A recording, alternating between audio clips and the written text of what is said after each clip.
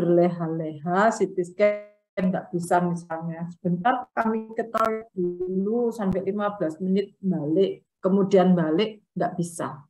Ya, kalau sudah ada stroke unit, artinya anytime ada code S, code stroke.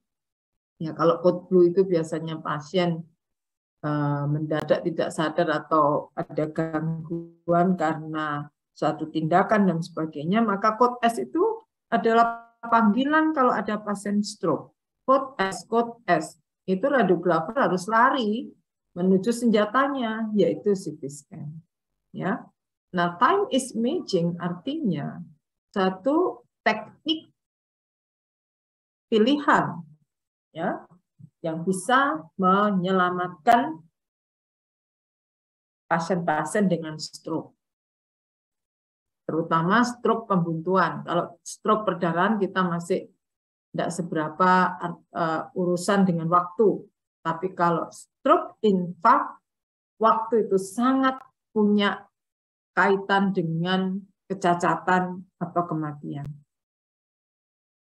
Nah, sebagai pengantar di sini, apa sih stroke itu apa? Stroke itu adalah kondisi akut yang ditemukan ditandai dengan gangguan neurologis, ya, merot itu semuanya gangguan neurologis sebagai hasil penyakit dari cerebrovaskuler. Apa itu? Bisa karena pecahnya pembuluh darah, aneurisma, misalnya pembuntuan oleh pembuluh darah, itu adalah masuk di dalamnya. Nah, stroke ini merupakan penyakit dengan kematian nomor 1 di Indonesia. Nah, biasanya apa penyebab stroke? Itu ada 2, stroke perdarahan atau stroke pembuntuan. Ya, yang terbanyak yaitu stroke pembuntuan. Ya, sekitar 18% saja kalau dari stroke itu, ya, atau 20% itu perdarahan. Tapi terbanyak karena pembuntuan dan paling banyak di Indonesia menurut saya, ya, menurut pengalaman saya di beberapa rumah sakit itu, yang paling banyak adalah karena obstruksi atau pembuntuan. Ya. Nah, kita ini kalau pegang alat CT scan harus bisa menentukan ini perdarahan atau infark. Ketika terjadi infark, apakah bisa diobati dengan pengobatan obat-obatan saja, medikamentosa saja, atau bisa dengan teknik mengerjakan CT perfusi, atau bisa dengan CT angiografi untuk memberikan treatment yang terbaik buat pasien. Ya buntu, ya buntunya diilangi. Buntunya diilangi itu dengan obat-obat khusus PTA atau dengan endovascular treatment. Nah, CT scan cukup membantu untuk menegakkan diagnosis. Ya, jadi CT scan merupakan standar diagnosis untuk akut ischemik. Nah, CT scan itu lebih banyak populasinya di mana-mana ada. Dan pada non-kontras, infark itu terlihat 3-6 jam sesudah onset, sekitar 55,3%. Artinya 47% tidak terdeteksi. Kemudian ada perdarahan. Hemorrhage is more sensitive. Dan maksudnya gini, kalau ada perdarahan di otak, itu gampang sekali lihat dengan CT scan. Karena CT scan sangat spesifik. Dan yang penting juga, CT scan untuk menghilangkan atau mendelete differential diagnosis. Jadi misalnya orangnya pusing hebat, ternyata dia ada tumor misalnya. Nah, ini adalah stroke mimik yang mirip-mirip stroke, padahal dia tumor, bukan karena faktor cerebrovascular accident. Ya. Nah, apa yang diperlukan oleh ahli radiologi? Yang pertama, menentukan apakah dia ini mirip dengan stroke. Apa yang mirip dengan stroke? Pertama, proses metastase. Yang kedua, karena migrain. Bisa saja itu. Kemudian yang ketiga, apalagi ya, kelainan-kelainan yang memang menyebabkan gangguan seperti apa namanya gejala stroke. Jadi orangnya bisa saja pandangan double, bisa saja dia mulutnya mencong gitu ya, tapi bukan berasal dari gangguan pembuluh darah. Yang kedua adalah bleeding. Bleeding ini perdarahan di otak. Perdarahan di otak itu kalau CT scan mudah karena gambarnya hyperdense. Kalau ada itu sudah kita ukur. Kalau kita ukur ya sekitar 50-60 itu artinya bleeding. Kalau terjadi bleeding, apa yang harus dilakukan? Itu radiografer harus tahu. Ya, yang harus dilakukan adalah mengukur volume perdarahannya. Kalau dia trauma, ya misalnya semaput dulu baru trauma, bisa saja memberikan gambaran adanya infark apa namanya, dan kemudian terjadi apa namanya perdarahan. Ya, kemudian kalau infark, apa yang harus dilakukan? Mengukur berapa jumlah yang infarknya, luasnya seberapa, berapa yang bisa diselamatkan, mengenai pembuluh darah besar atau kecil. Ya, penumbranya ini berapa volumenya, itu harus dihitung. Nah, stroke sendiri telah memiliki tipe-tipe klasifikasi dan etiologi. Tipe dari stroke itu ada dua. Yang pertama ischemic dan yang kedua hemorrhage. Stroke yang ischemic bisa karena teritorial atau hemodinamik. Jadi pasien kita seringkali datang ke rumah sakit. Itu karena apa? Oh, ini karena ini tadi tidak sadar dok, nggak bangun-bangun mulai subuh. Ya, kenapa? Karena dia perfusinya menurun. Kenapa kok perfusinya menurun? Karena dia misalnya tekanan darahnya drop, ya, kemudian banyak faktor di orang diabetes dan sebagainya. Nah, teritorial ini kan aterosklerosis, embolik dan trombosis. Perdarahan bisa intracerebral, yaitu adanya hipertensi, koagulopati, venous thrombosis, ada vaskulitis, ada angiopati. Ya, dan ekstracerebral itu perdarahan subarachnoid dan perdarahan subdural. Gitu. Jadi perdarahan itu ada di dalam skal, dalam kepala, bisa di dalam otak. Jadi ada perbedaan antara di dalam otak dan di luar otak. Menurut klasifikasi TOS, maka ischemic saja itu terdiri dari 4 tipe. Yang pertama large vessel occlusion. Jadi mengenai pembuluh darah besar. Yang kedua small vessel disease, lakukan infark. Kemudian cardioembolic stroke dan cryptogenic stroke. CT scan-nya bagaimana? Yang pertama, step pertama adalah mencari perdarahan. Yang kedua, kalau ada perdarahan, ukur berapa luasnya.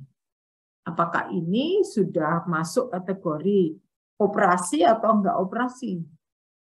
Ya, itu ditentukan di fase-fase awal seperti ini.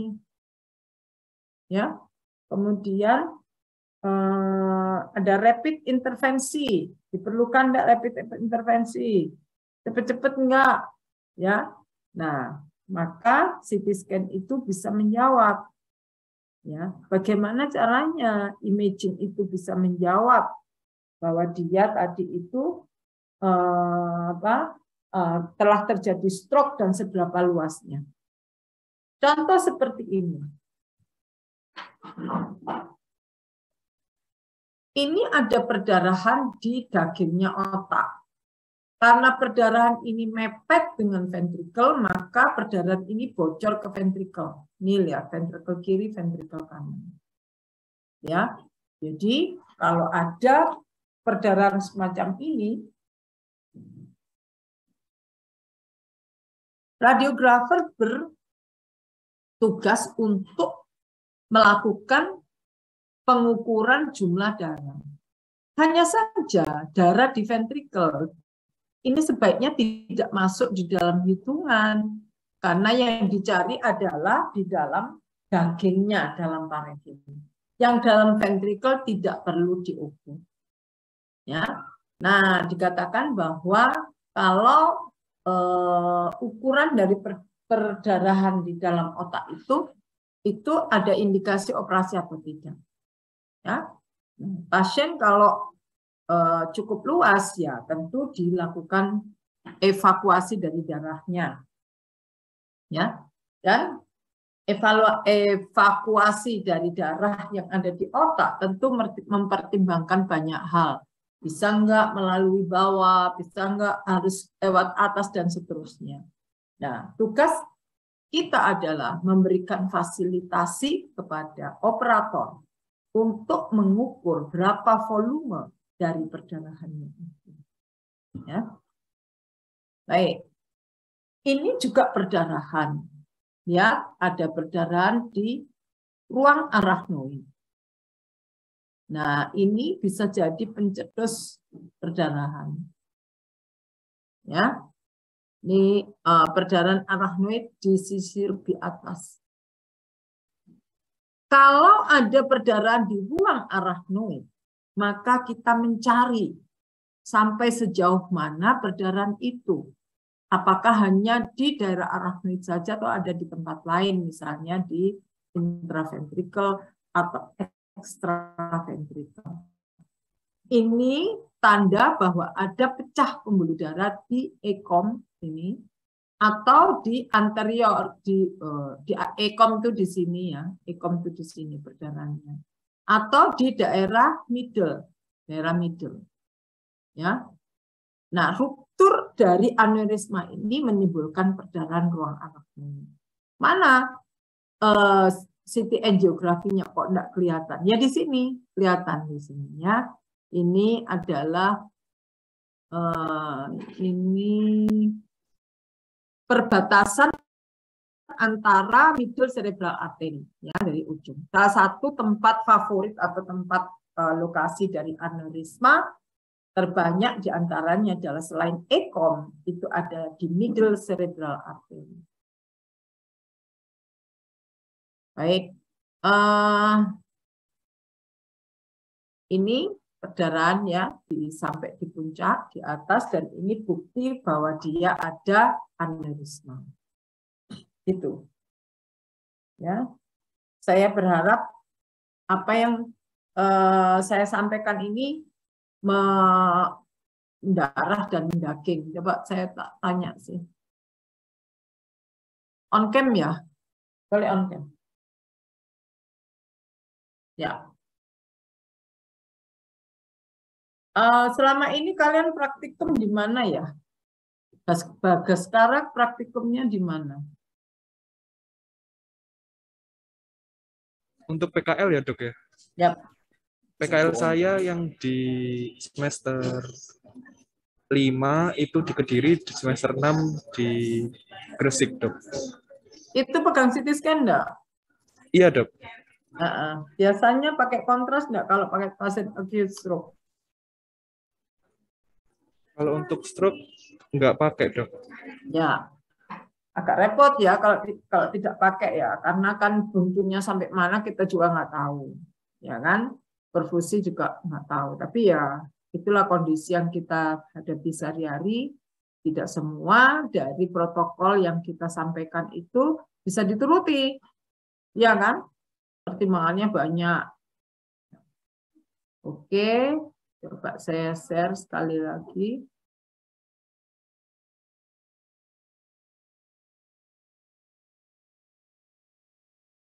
Ya, jadi mengapa diperlukan CT angiografi pada kasus subarachnoid hemorrhage atau perdarahan ruang arachnoid? Jawabannya adalah penyebab dari adanya darah di luar dari pembuluh darah yang ada di ruang arachnoid adalah pecahnya aneurisma. Lihat di sini. Aneurisma ini timbul akibat gangguan hemodinamik di sini. Kenapa? Karena dia tidak lancar, makin lama dia mau menggembung-gembung, membuat suatu aneurisma, bentuknya pelentungan. Ya, bayangan aja seperti balon melentung gitu ya. Lokasinya di pembuluh darah. Jadi pembuluh darahnya melebar. Karena melebar, epitelnya tentu berubah. Ya, belum isinya, misalnya dengan aterosklerosis kerak. Akibat ada pembuntuan di sini, maka terjadi flow yang mengganggu di sini sehingga timbul suatu aneurisma. Oke. Yang kedua adalah acute cerebral infarction. Acute cerebral infarction adalah suatu kondisi stroke, ya, di mana kita lihat untuk diagnosis klinis itu stroke ini bisa keliru 15-20%. Maka dari itu secara objektif, maka kita mengukur, menilai dengan cara memeriksa non-kontras, nanti kita lihat apakah ada hipodensity. Penurunan atenuasi ini disebabkan karena adanya daerah infark. Ya, pembuluh darah menuju ke pembuluh darah, ya, nantinya mengaliri di otak. Otak itu memerlukan oksigen tinggi, glukosa tinggi, 15-20%. Itu otak dialiri oleh darah, ya, yang disebut kalau aliran mengalir di situ, itu ada flow di situ. Ada aliran darah menuju ke otak. Tapi ketika buntu, apa yang terjadi? Aliran menjadi berkurang, menurun. Otak itu mengkonsumsi oksigen tertinggi di tubuh kita. Ya, 20% aliran darah itu menuju ke otak kita. Jadi tinggi sekali. Makanya bentuk dari pembuluh darah yang ada di otak itu juga khusus, lurus dari jantung supaya tidak terhambat. Ya. Nah, sekarang ini pada stroke akut, imaging itu sudah memberikan bantuan yang luar biasa. Kenapa? Langsung bisa membedakan antara stroke infark dan perdarahan. Ya. Nah, bagaimana cara memeriksa CT scan kepala pada orang stroke dari institusi satu ke yang lain itu bisa berbeda. Maka protokol ini didasarkan pada apa? Jadi kalau nanti saudara mengerjakan CT scan pada orang-orang yang stroke, itu pasti ditanya indikasinya apa. Ya, kita tidak boleh main-main dengan CT scan, dengan X-ray karena itu berbahaya. Ya, nah, tadi misalnya kalau ada pasien yang pingsan, ya kan, di UGD, ya dibawa ke UGD dalam kondisi yang sudah pingsan. Kemudian ditanya, nggak ada yang tahu berapa lama sudah pingsannya ini. Oh, nggak tahu, ketemu di jalan sudah jatuh dengan sepedanya dan kondisinya tidak sadar ya. Nah, kemudian hal-hal semacam ini apa yang harus dilakukan? Di screening dulu dengan CT scan. Ya tentu di UGD-nya sendiri kan ditanyai, dipasangi infus, itu cuma 20 menit. Kita punya waktu 45 menit bersamaan dengan hasil lab. Lab-nya itu juga ikut bersama kita, ngikuti di IGD. Ikuti di radiologi, masuk ruang CT scan, ngambil darah, setelah itu kita pasang juga IV line dan sebagainya untuk persiapan pemeriksaan perfusi atau CTA. Gitu. Ya. Nah, protokol itu dasarnya apa sih? Yaitu mulai onsetnya kapan, kemudian memerlukan software, ya, ada kesenangan dari klinisi sama radiologi, kemudian ketersediaan neurointervensi. Jadi kalau menyusun protokol itu harus didasarkan pada faktor-faktor tersebut. Misalnya, oh tidak ada dokter ahli radiologi, ya repot, nggak bisa kalau seperti itu. Karena hitungannya adalah dalam waktu menit. Radiografer dan ahli radiologi memiliki waktu hanya 45 menit untuk menyelesaikan diagnosis. Ya, diagnosisnya CT angiografi dan perfusi. Time is brain. Waktu adalah otak. Maksudnya otak ini bisa ditolong, diselamatkan, ya, dengan cara memberikan pertolongan di awal-awal waktu. Ya, kalau kita lihat di sini, per stroke yang bisa hilang 1,2 miliar, ya, dan seterusnya. Jadi intinya kita tidak bisa leha-leha ketika menghadapi pasien stroke. Pasien stroke memerlukan kecepatan layanan. Dipatok oleh AHA Guidelines tadi bahwa diberikan toleransi ketika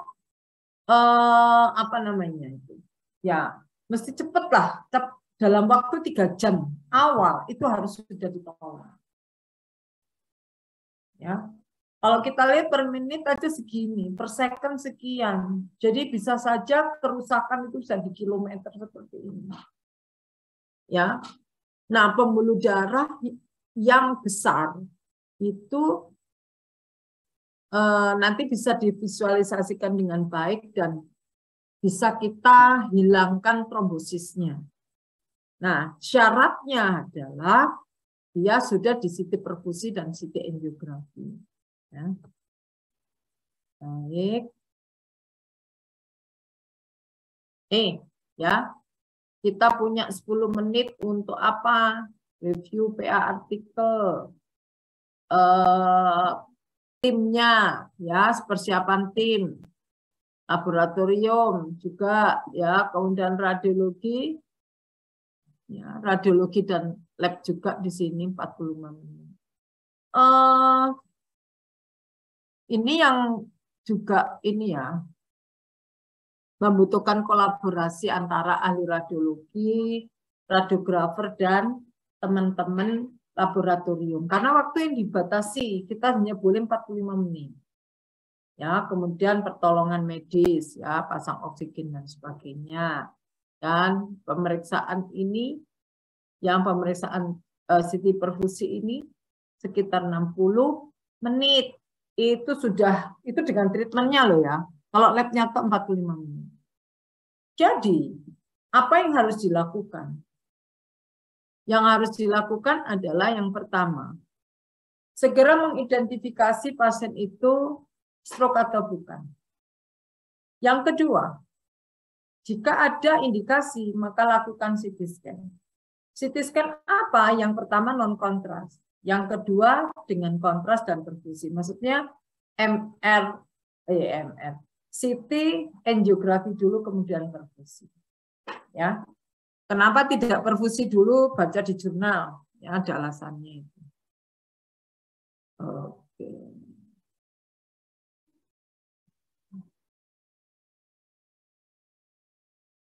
Nah, pengobatannya apa ini? Macam-macam. Ya, bisa tisu plasminogen agent, dimonitor untuk ini.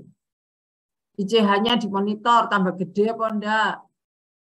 Ya, ini hipertensi. Sudah hipertensinya itu bagaimana? Apakah severe, apakah krisis hipertensi, nyeri kepala, ya kan? Status neurologisnya seperti apa? Nah, yang dikerjakan pada CT scan pasien stroke itu selain menilai tadi ada darah, ada infak, ya, di brain parenchyma, juga menilai kolateral, menilai pipanya. Apakah ada kolateral yang terlihat di situ. Yang kedua adalah kita mengukur adanya core. Core itu sel saraf yang sudah mati itu core namanya, infark. Sedangkan yang masih semaput itu juga hipointens, ya itu saya ulangi ya. Pada pipe ini yang dinilai adalah kolateral, jumlah dari pembuluh darah yang ikut membantu daerah buntu. Daerah core itu daerah yang mati. Ya, kemudian penumbra itu daerah yang masih diharapkan untuk bisa direperfusi dan sehat kembali. Oke, kalau pasien datang ke IGD, misalnya bahwa sudah 6 jam lebih lah dok, saya tadi melihat dia duduk di depan rumahnya masih baik-baik saja, ya. Kemudian dia datang kira-kira 3 jam dalam kondisi yang seperti ini, nggak ada yang hipodens di sini, ya. Baik itu M1, M2, M3, M4 ini adalah kode pembuluh darah, lokasinya di mana, ya. Oke. Kemudian setelah menilai aspek skor ini, maka kita lanjutkan dengan CT angiografi. CT angiografi untuk menunjukkan pembuluh darah, di mana kalau dia tersumbat seperti ini, maka ini bisa dilakukan trombektomi, ya, pengambilan trombus. Ini salah satu contoh perbedaan dari ini MRI, ya. Kalau ini CT MIP, ya. Ini volume rendering. Nah, dengan begini kita bisa tahu bahwa ada daerah yang stenosis, ada yang buntu di sini. Ini yang menyebabkan trombus-trombus masuk otak, yang kemudian menutupi lumen pembuluh darah. Kalau ini adalah salah satu cara untuk menilai pembuluh darah mana yang buntu. Yang pertama, kalau kita dapatkan pasien buntu di cerebri anterior. Ya. Kemudian yang kedua, tadi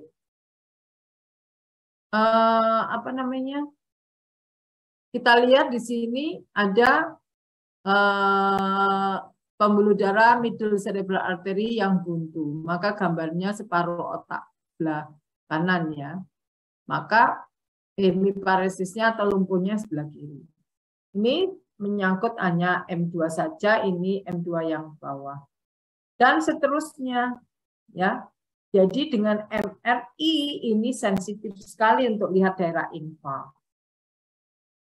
Kita bisa belajar daerah infaknya mana dengan cara tadi melihat CT scan tanpa diberikan obat, ada yang hipodens, ya, ada yang warnanya hitam, sehingga kita bisa memanfaatkannya untuk sebagai pertimbangan diobati dengan apa, ya. Jadi seperti ini, ada daerah nekrosis, ada penumbra. Nah, kalau kita berhadapan dengan kasus-kasus stroke, ya, apa sih yang harus kita lakukan?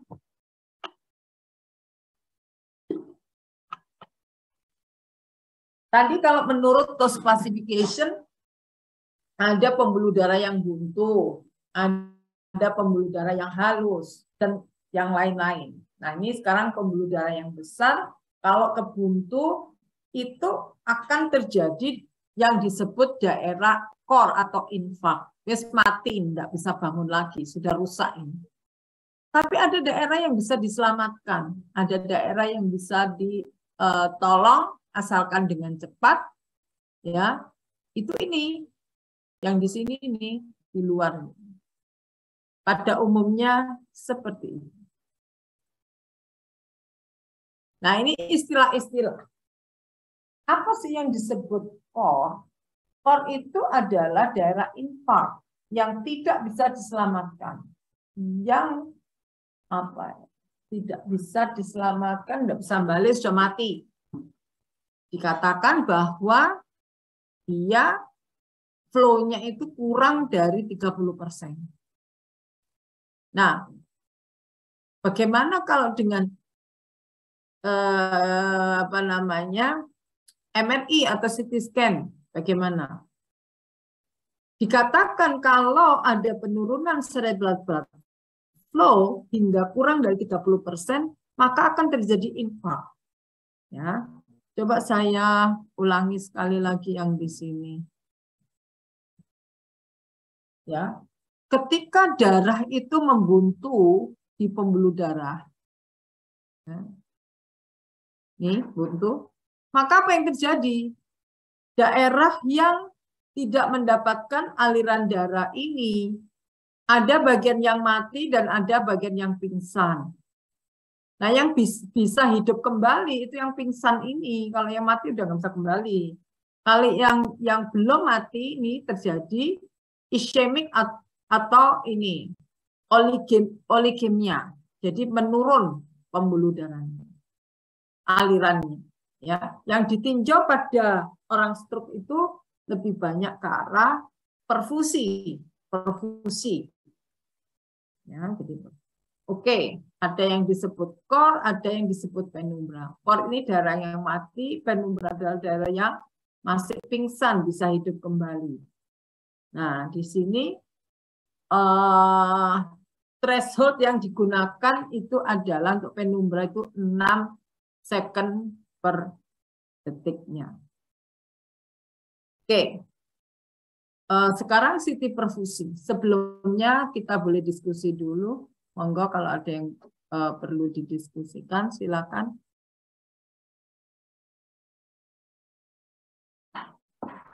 Halo, silakan. Ada yang kurang jelas atau ini? Permisi dok, mau bertanya. Boleh. Apa dulu ini? Yang mana dulu yang tanya? Ismi dulu. Gimana dok? Ismi. Ya, silakan Ismi. Oh ya, saya mau bertanya. Kalau pasiennya misalkan udah di CT, enggak, maksudnya kalau indikasinya itu bleeding, nah, itu apa boleh kasih kontras dok? Kalau bleeding apa boleh diberi kontras? Ya boleh saja. Justru sebentar ya. Aku sih ngajar. Halo. Aku sih ngajar. Sorry. Aku jalur alamat email sampean. Okay. Aku jalur jadi reviewer. Ya. Jeneng sampean gene siji apa gene loro? Loro. Oh, G-nya 2. Oke. Ya.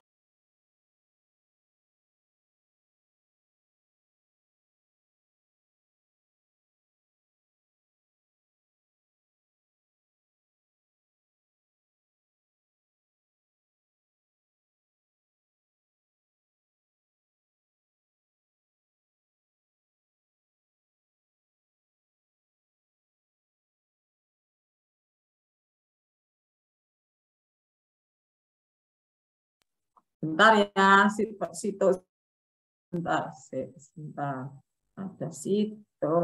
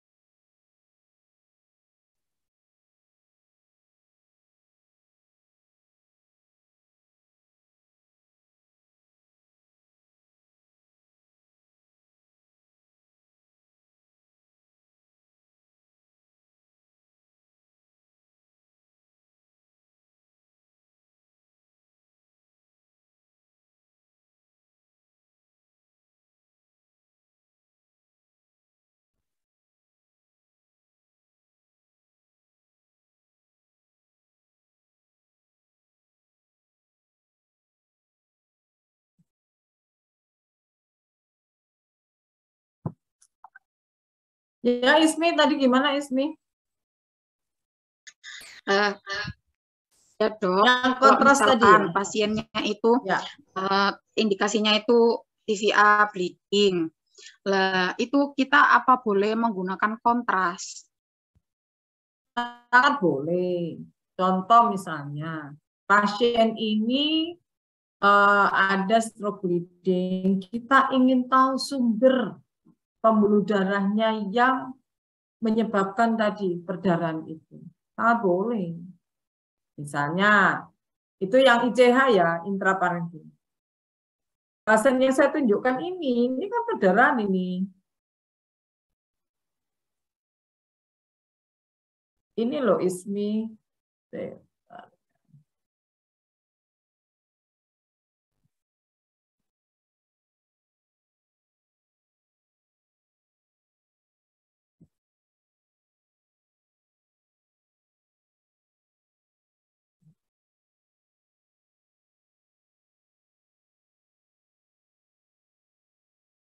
Nah, ini loh Ismi.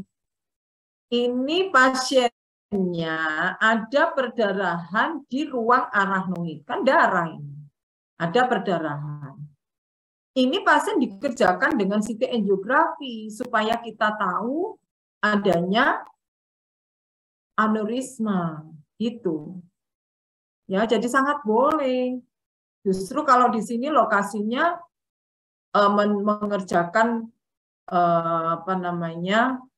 mengerjakan CT angiografi karena memang ada indikasi untuk itu, gitu Ismi. Boleh, tidak ada larangan. Untuk khusus pasien-pasien stroke, maka kita tidak bicara lagi tentang bun serum kreatinin. Kesuwen nek nunggu bun serum kreatinin. Ya, jadi kalau pasien infak dan kita curiga ada infak akut dan ini infak akut dan bisa ditolong, ya, misalnya ini masih akut banget, nah kerjakan dengan CT perfusi dengan CT angiografi, ya. Nggak ada waktu untuk mengukur bun serum kreatinin, ya sudah langsung kerjakan dengan kontras. Dan itu dibenarkan menurut protokol. Oke? Nah, ini pengetahuan ini harus Anda pegang supaya nanti ketika Anda mengerjakan CT scan, indikasi dengan kontras kerjakan saja. Nah, perkara besoknya misalnya ada timbul drug induce, cek aja kalau serum kreatinin sebelumnya sebelum dia dilakukan itu misalnya 1,6, kemudian dilakukan menjadi 1,8, ya nanti ditreat. Direperfusi, ditambah. Makanya kalau memasukkan obat kontras, pasiennya jangan sampai dehidrasi. Harus pakai IV lain. Ya. Paham ya? Jadi boleh Ismi, sangat boleh banget, sangat dianjurkan kalau untuk evaluasi tadi untuk Anda mencari adanya aneurisma. Oke? Oke, Ismi. Yang lain tadi siapa? Yang lain mau tanya? Saya dok. Silakan. Izin tanya dokter Anggra. Apa? Perbedaan hasil citra dari ODEM, lesi sama infak tuh di CT scan seperti apa ya dok? Perbedaan antara UDEM sama infak. ODEM, infak dan lesi. Lesi ku maksudnya lesi apa? Lesi apa jenenge lesi rek? Lesi apa? Tumor kan? Iya dok, tumor. Jadi pertanyaannya bagaimana cara membedakan lesi hasil citra CT scan. Terus tadi apa di CT lesi, scan? ODEM, lesi tumor dan infak. Caranya bagaimana membedakan? Secara imaging gitu. Iya, Sama-sama hipodens. Ya. Iya dok, sama-sama hipodens. Ya. Jadi sekali lagi, ketika kita mendapatkan kasus stroke, itu urusannya adalah dengan dua hal. Pertama bleeding, yang kedua adalah ischemic. Ya kan? Kalau bleeding tadi gambarannya hyperdense, gambar putih. Berarti kalau tidak putih bisa ada dua kemungkinan. Infak atau bukan infak kan begitu. Terus kalau ada hipodens dong, mana itu disebut udem, mana itu disebut tumor, mana itu disebut infak. Nah, sekali lagi, infak itu adalah sumbatan di pembuluh darah, oklusi. Maka ketika pembuluh darah yang halus-halus, saya harus tunjukkan gambar ini. Ketika gambar yang halus-halus tadi itu, yang pembuluh darah yang halus-halus yang terkena pembuntuan, nah, ini ya, kan ada pembuluh darah itu macam-macam di sini.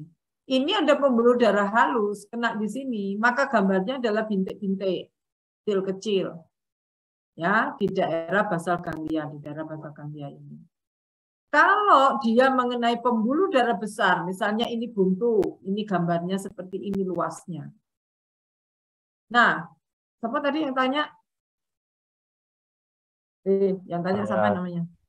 Saya Dok, Fauzan. Fauzan.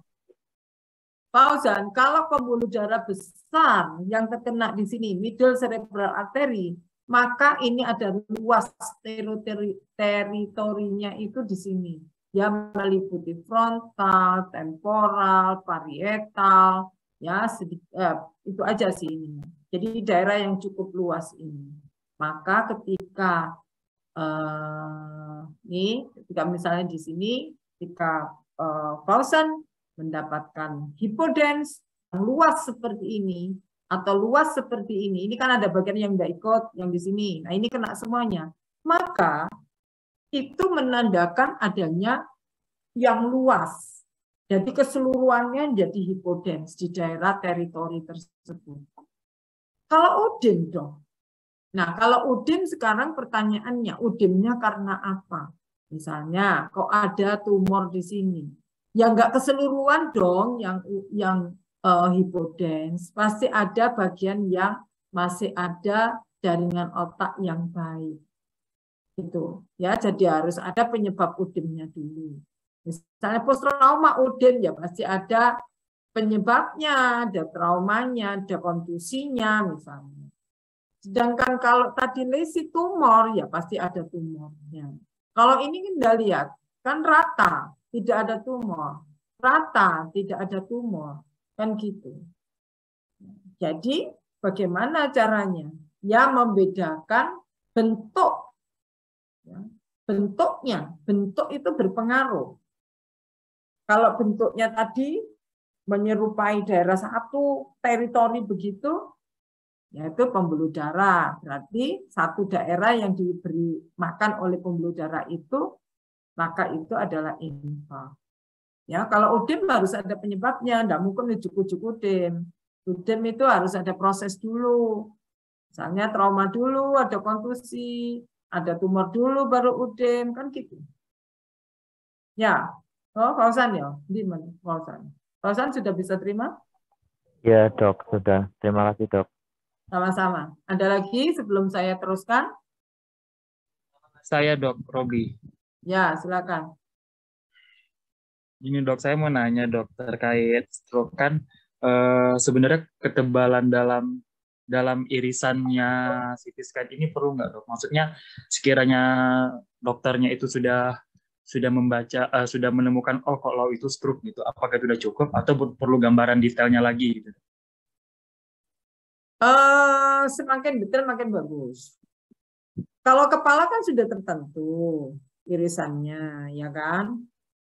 Ya kan? Nah, kalau rutin sudah terlihat, ya memang itu bisa saja. Tapi menurut saya kalau jadi tipis enggaknya itu tergantung tujuannya. Kalau sampai 0,5 misalnya untuk yang temporal bone, ya nggak perlu lah. Otak kan nggak perlu yang setebal itu, yang setipis itu, kan gitu. Ya kan rutin saja. Kapan kita membuat irisan yang sangat tipis untuk daerah-daerah tertentu? Tapi kan ini screening sifatnya. CT scan itu screening sifatnya. Ya. Beda halnya kalau MRI. Kalau MRI kita nantinya misalnya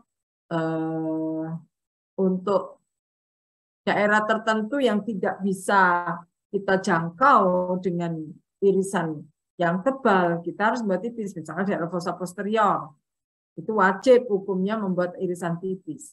Tapi kalau kepala rutin kan enggak. Ya, apakah CT scan perlu yang sangat tipis untuk apa tujuannya? Gitu. Kira-kira tujuannya apa, Rob? Ya dok, kalau semisal dok pasien itu seperti emboli cerebral yang akut tuh dok, yang gambarannya udah pasti besar gitu. Itu sekiranya untuk gambaran tipis perlu atau enggak ya dok, dibanding stroke iskemik yang biasa yang hanya di tepinya saja gitu dok. Iya, tujuannya untuk apa? Tujuannya untuk apa? Membuat tipis. Kalau sudah kelihatan ya nggak perlu. Ya loh? Harus sesuai tujuannya. Harus sesuai tujuannya masing-masing. Karena CT scan itu kita menggunakan X-ray. Sebaiknya kalau sudah bisa, kan kalau helical kan tinggal potong ulang, ditipisin kan bisa, Robi. Iya dok. Rob? Ya. Iya. Apa, Rob? Bagaimana dok? Tadi sempat putus-putus dok.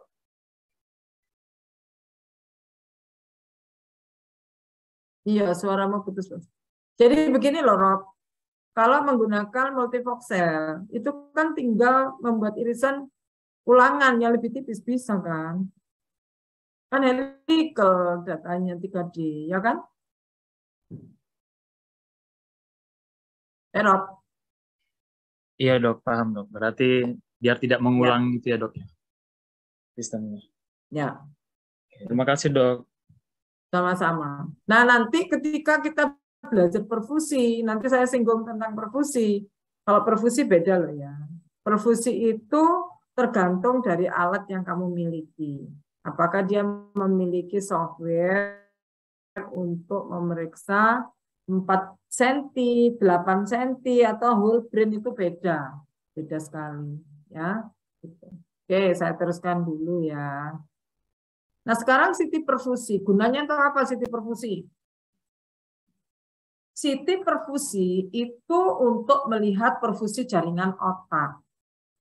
Ya. Apa yang disebut CT perfusi? Nah, CT perfusi itu mengukur berapa aliran yang mengalir di suatu tempat di apa namanya daerah tertentu.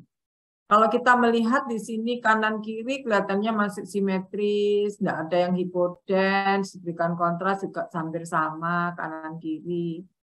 Ya, baik itu untuk melihat cerebral blood flow, kemudian mean transit time, kemudian untuk mengukur time to peak, dan seterusnya. Ya, jadi ada beberapa parameter dari perfusi yang bisa kita lihat. Cerebral blood flow, kemudian mean transit time, cerebral blood volume, time to peak, mean transit time. Jadi nilai-nilai parameter itu yang nanti kita lihat, kita nilai. Ya. Itu yang tadi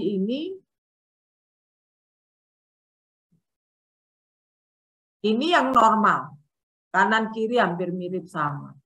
Kalau terjadi infark, di sini terjadi infark, flow ini menurun, flow-nya warnanya jadi biru. Harusnya seperti ini, ada merahnya ini jadi biru semua.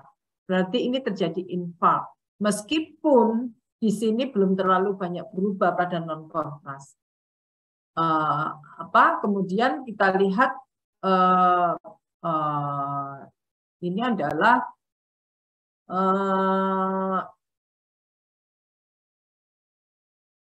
ini mean transit time.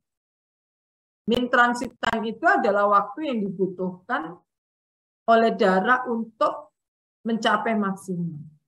Naik dia.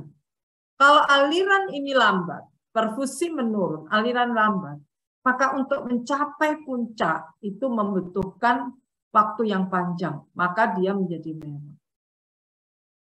Nah, blood volume bisa saja dia normal atau dia bisa meningkat atau menurun, tergantung dari kondisinya, apakah dia terjadi vasodilatasi atau tidak. Ya. Nah, ini time to peak juga ini ada gangguan dan di sini mentransitkan. Jadi angka-angka itu nanti menunjukkan kepada kita sampai sejauh mana penurunan flow itu berpengaruh terhadap faktor-faktor atau parameter tersebut. Nah, dikatakan kapan sih otak itu rusak atau mati? Ketika aliran yang menuju ke sel otak tersebut kurang dari 25 mililiter per 100 gram per menit. Ya. Atau CPV kurang dari 2 mili per 100 gram. Tuh.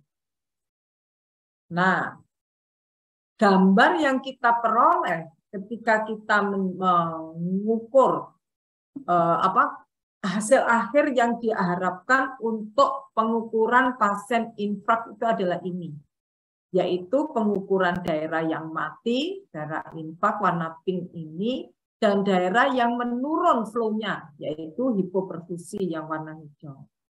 Nah, selisih pink dan hijau inilah yang disebut mismatch volume atau daerah yang masih bisa diselamatkan.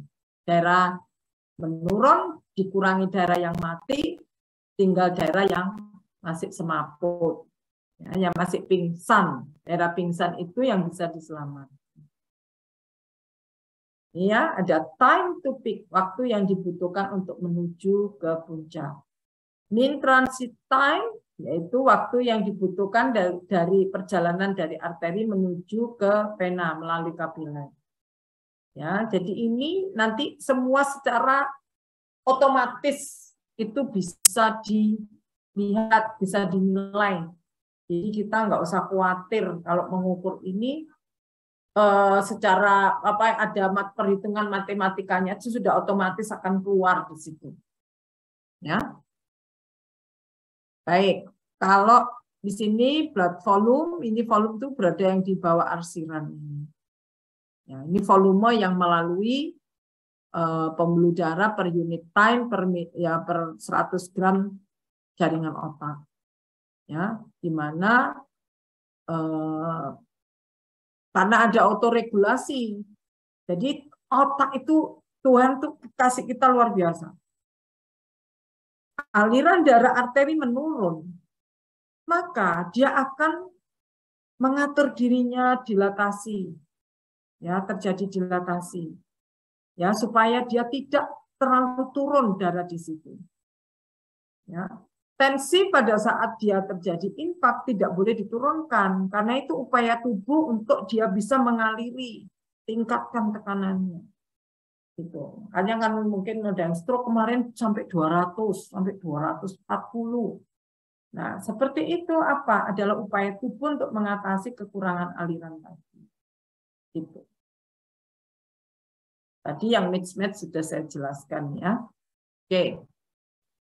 Jadi bagaimana yang kita lihat menggunakan rapid software? Bisa karena ada 2 map tadi ya, maka kita nanti lihat berapa sih ukuran dari core-nya, berapa penumbranya.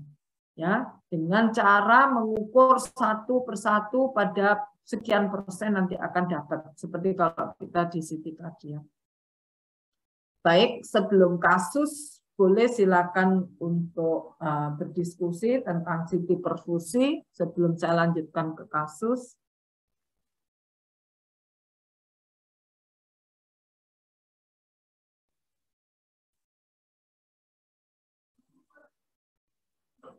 Silakan kalau mau berdiskusi. Permisi dok, saya izin bertanya. Ya, silakan.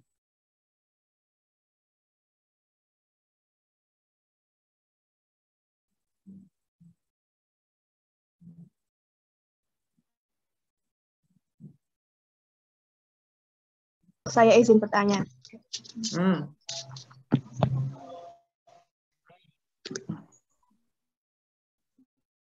Kan di MRI juga ada perfusi ya dok, CT perfusi dan MRI perfusi. Apakah ada klinis tertentu untuk pemeriksaan keduanya? Gimana? Ulangi. Kan perfusi kan ada di sini dan MRI ya dok. Kapan kita pakai CT perfusi? Kapan kita pakai MRI perfusi? Apakah ada klinis tertentu ya dok? Ya. Jadi kapan kita mengerjakan CT perfusi, kapan mengerjakan MR perfusi. Jadi begini, semua tergantung kebutuhan. Kalau CT perfusi dikerjakan pada CT scan stroke, karena CT itu cepat. CT tidak memerlukan waktu yang sangat lama seperti MRI. Ya, jadi pada kasus-kasus stroke kita mengerjakan CT perfusi. MR perfusi kapan dikerjakan? MR perfusi nanti teorinya sendiri. MR perfusi ada 3 jenis. Menggunakan kontras, 1 yaitu ASL, dan 2 menggunakan bahan kontras yaitu DCE dan DSC. Nah, 2 ini kita bisa kerjakan untuk maksud tertentu. Kalau di CE, kita bisa kerjakan pada tumor-tumor ekstraaksial. Kalau untuk di SC, itu tumor-tumor intraaksial. Jadi, intraaksial itu dalam otak atau ekstraaksial itu di luar otak. Jadi, memang tergantung dari tujuan apa yang hendak kita harapkan, kita bisa menggunakan sesuai teknik yang sesuai dengan itu. Dok, apakah tumor otak nggak boleh dok dengan CT perfusi? Ya boleh aja, bisa dikerjakan. Tetapi gunanya untuk apa? Itu ya, makanya kan tergantung tujuannya. Ya, kalau tumor otak kita indikasi masih tetap menggunakan MRI karena jauh lebih baik. Tapi kalau yang kasus-kasus akut stroke ya lebih baik cepat dengan CT scan. Itu ya. Terima kasih. Sudah terpuaskan jawabannya? Ya. Menurut sudah. Baik, saya teruskan ya. Ya, saya teruskan sekarang. Kasus yang pertama ini laki-laki ya, karena dia hemiparesis, lumpuh gitu ya. Maka dia bawa ke rumah sakit. Ternyata di sini belum ada ininya, belum ada perubahan. Ya, kalau hipodens kecil ini nggak cocok, ya karena kok sampai seperti itu. Nah, setelah dilakukan CT perfusi ketahuan nih ada infak di mana daerah core-nya yang merah dan daerah penumbranya merah sama kuning. Penumbranya yang kuning, daerah hipoperfusi yang merah sama kuning. Ini yang disebut color map. Ya, ini adalah untuk prognosis map. Kemudian kita juga bisa mengukur berapa sih flow-nya, blood flow. Blood flow di daerah infak itu 9,69, sedangkan yang non-infak 25,78. Jadi flow-nya menurun. Bagaimana dengan blood volume? Blood volume di sini 1,87, di sini 0,72, jadi menurun. Ya, seperti yang saya jelaskan tadi bahwa pada infark itu cerebral blood volume bisa saja normal, bisa saja dia menurun. Baik, sekarang bagaimana dengan mean transit time? Waktu yang dibutuhkan untuk transit di situ, rata-rata berapa yang dibutuhkan? Pada orang-orang dengan flow yang menurun, tentu waktu yang dibutuhkan lebih panjang. Makanya dia merah. Ya, kalau kita bandingkan yang di sini dengan yang di sini, mean transit time-nya di sini ini memang ini dibuat mirroring, tetapi yang ditunjukkan di sini ini ROI-nya kurang pas. Harusnya ROI-nya dipakai yang merah ini supaya perbedaannya jelas. Meskipun demikian, kita sudah bisa melihat ini 5,13, ini 5,8. Jadi memang ada penurunan. Ya, ada peningkatan, ada peningkatan. Karena waktu yang dibutuhkan untuk transit itu jauh lebih besar, karena dia ada penurunan aliran. Nah, ini adalah Tmax, ya, time to maximum. Time to maximum meningkat pada infak. Ya, kita buktikan di sini 3,26, di sini angkanya 9,10. Kasus yang kedua, orang dengan hemiparese yang sebelah kanan. Ya, lihat sudah terlihat ada hipodens, ada hipodens, ada hipodens. Nah, tadi kepada penanya yang bertanya tentang dokter, bagaimana sama hipodens membedakan UUD, infak atau tumor. Coba perhatikan bahwa dia ini membentuk daerah tertentu, teritori tertentu. Maka ini adalah infak. Tetapi apakah dia infak murni? Enggak juga. Kenapa? Karena dia dengan adanya infak akan terjadi sitotoksik edema. Sitotoksik edema di sini terlihat dengan adanya area yang lebih luas dengan pendorongan ventrikel ini. Ventrikelnya kedorong ke sana. Makanya kalau radiografer menemukan kasus seperti ini, maka lakukanlah pengukuran shifting dari midline. Tarik garis ke sini, ukur yang di tengah-tengah ini menuju ke garis tersebut. Itu adalah shifting dari midline. Ya, jadi garis tengah yang terdorong. Nah, di sini juga ventrikelnya juga terdorong juga oleh ini infak luas dengan udem. Ya, jadi di sini bagaimana dokter membedakan udem dengan infaknya? Ya memang sulit, nggak bisa dipisahkan satu persatu begitu. Tetapi ini adalah salah satu tanda bahwa terjadi infak dan udem. Ya, demikian. Nah, tadi sudah dilakukan CT scan tanpa kontras luas banget daerah itu, maka kita lihat hipoperfusinya juga luas. Lihat hipoperfusinya luas banget, bahkan di sisi kanan juga hipoperfusi. Nah, ini kita lihat daerah infaknya juga cukup luas, ya. Ini daerah hipoperfusinya. Maka kita bisa mengukur di sini area-area di daerah infaknya dan di daerah penumbranya pada masing-masing bagian.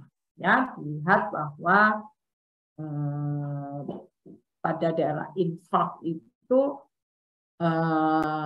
rata-ratanya di sini 47, di daerah yang normal 58.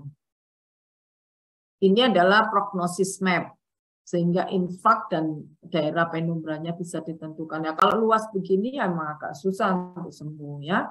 Sedangkan yang di sini adalah mean transit time, waktu yang dibutuhkan untuk ya sebelum dikonvolusional.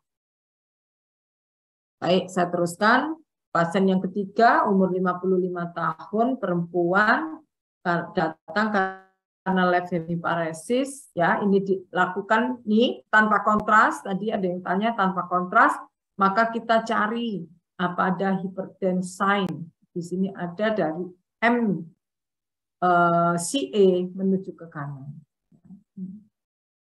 Nah, ini kita lihat hypodensity. Dan kita lihat di sini ada daerah yang disebut hipertensin. Hipertensin dari pembuluh darah arteri, cerebri media yang sebelah kanan. Dan kita melihat ada hipodens, ada hipodens. Ya, artinya terjadi infak di situ. Maka kita mesti cari apakah infak betulan atau masih semaput atau penumbra. Ya. Nah, ini kasus yang keempat. Ada hemiparese tapi dilakukan MRI seperti ini bentuknya. Ini restricted diffusion, kemudian pada T2 belum berubah, nggak ada gambar hyperintensity-nya. MRA ternyata buntu, ya berarti ada oklusi.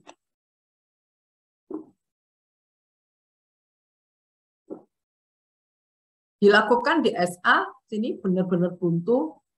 Ada blood clot, diambil blood clotnya nih, lihat darahnya yang nyumbat di situ. Nah, dikasih kontras lagi mengisi di sini, balik lagi. Kita cek tidak ada perdarahan. Berikutnya hari berikutnya. Kasus yang kelima. Kasus yang kelima ini pasien 65 tahun.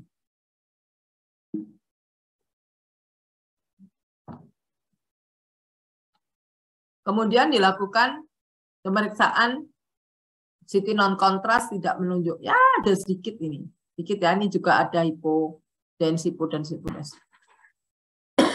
Kita lakukan CT perfusi. Lakukan CT perfusi, kita dapatkan daerah yang infak yang merah. Kemudian ada area penyumbangnya. Nah, nanti kita akan lihat berapa Tmax yang lebih dari 6 detik ini. Jumlahnya 145 mili. Sedangkan cerebral blood flow-nya yang kurang dari 30% itu 50 mili.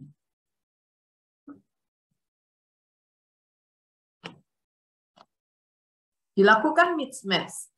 Ya, yang kurang dari 30-50 mili, kurang dari 30% 50 mili, Tmax-nya yang ini yang hipoperfusi itu 145, maka mismatch 95.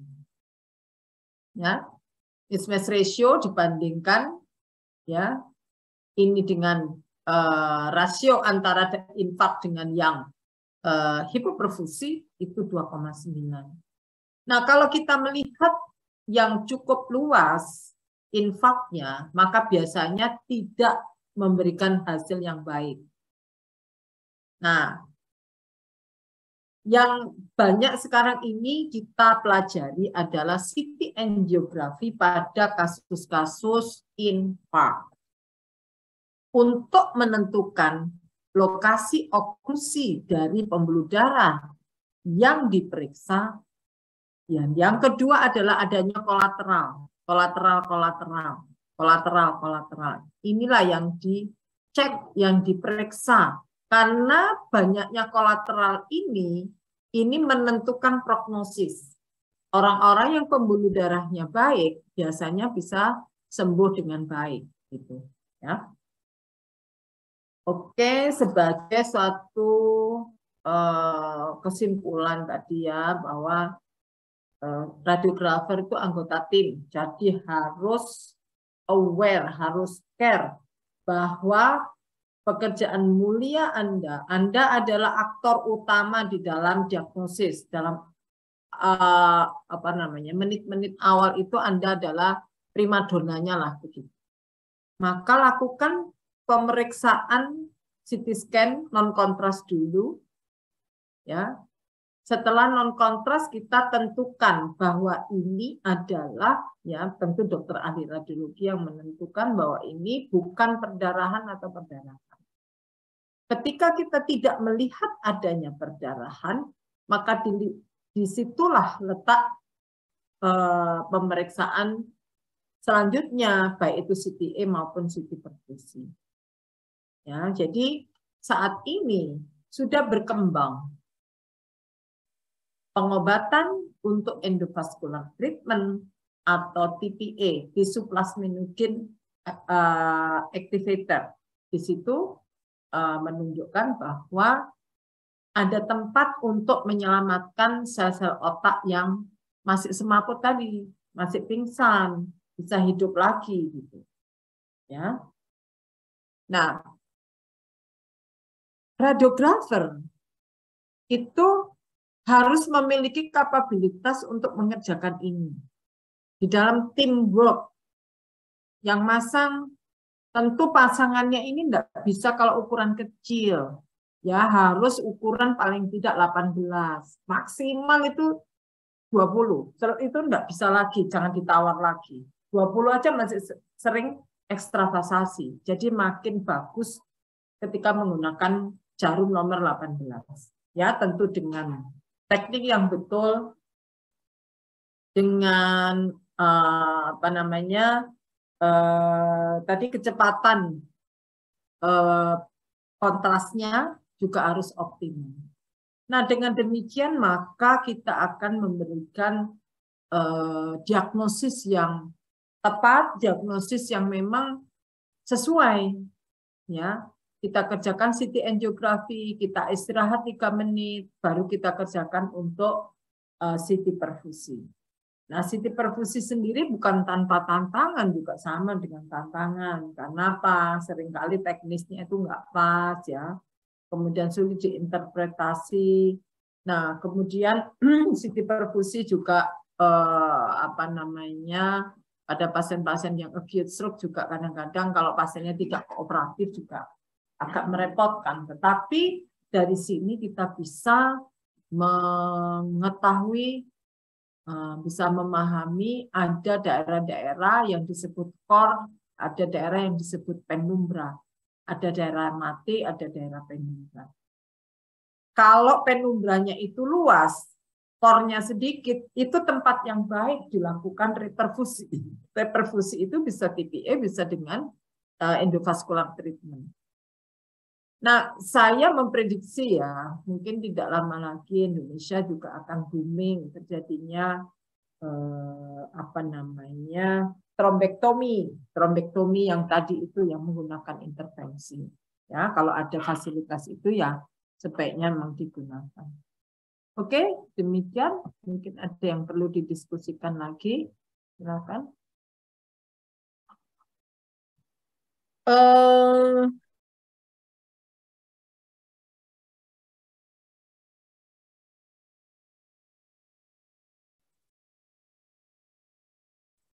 Permisi, Dok. Ya, silakan. Saya mau izin bertanya. Di sini CT scan kan sebagai modalitas utama untuk pasien stroke ya, Dok. Kemudian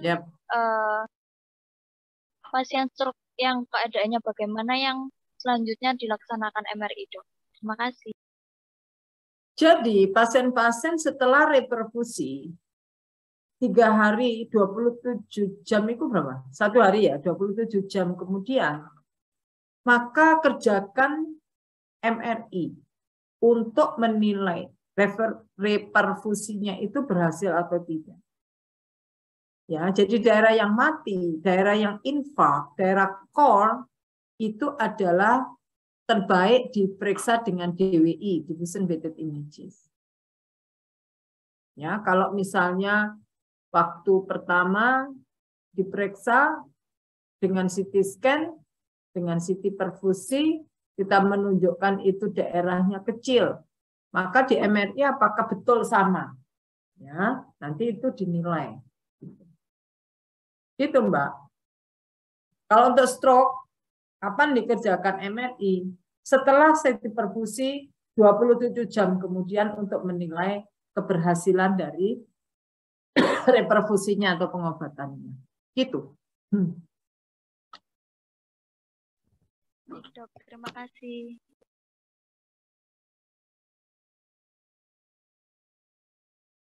Masih ada lagi yang perlu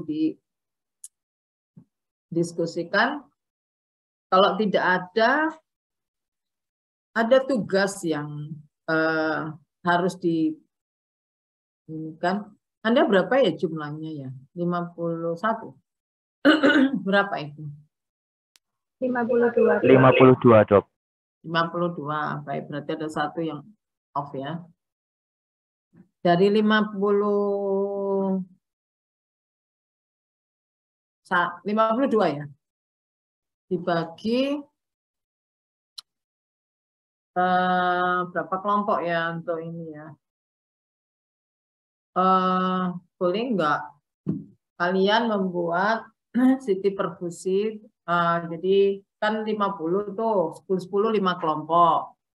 Kelompok 1 dan kelompok 2 membuat presentasi tentang CT angiografi. Kelompok 3, 4, 5 menyusun tentang CT perfusi. Yang pertama adalah tadi yang kelompok 3 itu tentang teknik pembuatan CT perfusi. Tolong dicatat ya, Imro'atul ya, masih Imro'atul ini komtiknya. Ya. Kemudian kelompok 4 itu tentang MTT, tentang tadi hemodinamik tadi. time to peak, MTT, mean transit time, cerebral blood flow, cerebral blood volume, Tmax itu kelompok 4. Kelompok 5 tentang color map dari perfusi. Ya. Silakan membuat naskah juga boleh nanti dipresentasikan ya. Gitu ya. Baik, sudah jelas semuanya, masih ada yang perlu diinikan dengan saya. Barangkali ada yang tertarik untuk melakukan studi tentang CT perfusi, monggo. Kalau mau riset tentang CT perfusi, kebetulan di Rumah Sakit UNER lagi saya galakkan CT perfusi. Jadi kemungkinan kalau Anda mau belajar tentang CT perfusi atau riset tentang CT perfusi, saya sudah mengumpulkan data-datanya. Jadi silakan dibuat analisis. Nah, tadi yang saya ini kan di kelompok 3 untuk teknik CT perfusi, radiografer harus terampil di dalam meletakkan ROI untuk menentukan kapan pada saat wash in-nya, ya, AIF-nya, arterial input apa F-nya itu, faktor ya. Jadi kapan kamu menempatkan kursornya. Untuk arteri lokasinya di cerebri anterior segmen 2. Untuk meletakkan pada fase venusnya itu di sinus sagittalis superior. Jadi pemahaman tentang ini itu penting. Makanya kalau kamu tidak mau belajar anatomi ya tidak mungkin. Kalau aku mengatakan sinus sagittalis superior harus tahu. Kok tak kasih tahu itu di segmen A2 dari anterior cerebral artery ya mesti Anda tahu. Nggak mungkin nggak bisa, ya harus belajar gitu ya. Baik, mungkin ada lagi, boleh dong di foto-foto, mau on cam, Imraatul, fotoin Imraatul.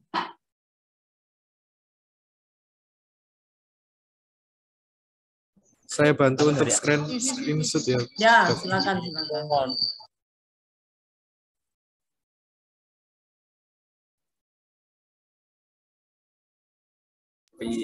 Untuk slide pertama, 1, 2, 3.